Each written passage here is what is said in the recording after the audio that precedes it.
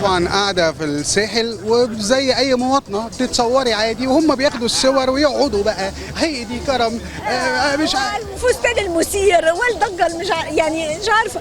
لا هو انا اساسا كنت، والله انا كنت في الساحل كمان بصور حاجات تبع قناه اون تي في، كنت بغطي مهرجان العالم عالمين، فكنت طالعه الساحل يعني بمشن، يعني مش طالعه بس انبسط، وده مش عيب على فكره.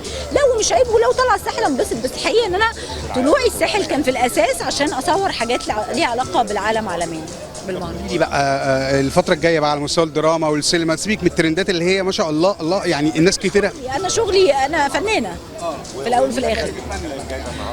انا دلوقتي بصور مسلسل وتر حساس، بطولة سبا مبارك وإنجي المقدم ومجموعة كبيرة، إخراج أستاذ وائل فرج، وإن شاء الله هينزل في أكتوبر. مسلسل 45 حلقة جميل جدا جدا. ليكي سيري الجدل برضه؟ لا مش هسير والله الجدل خالص، هو المسلسل كله هيصير الجدل، دي حقيقة.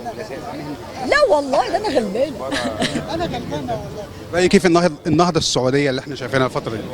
حاجة جميلة جدا، يعني احنا البلاد العربية بنقوى ببعض، يعني كل ما يبقى عندنا فن واحترام للفن ونهضة وتطور وتقدم نبقى قوة واحدة قوية، يعني القوة بتعم علينا كلنا. يعني انا شايفة انه لا بالعكس، ليه؟ دي حاجة رائعة.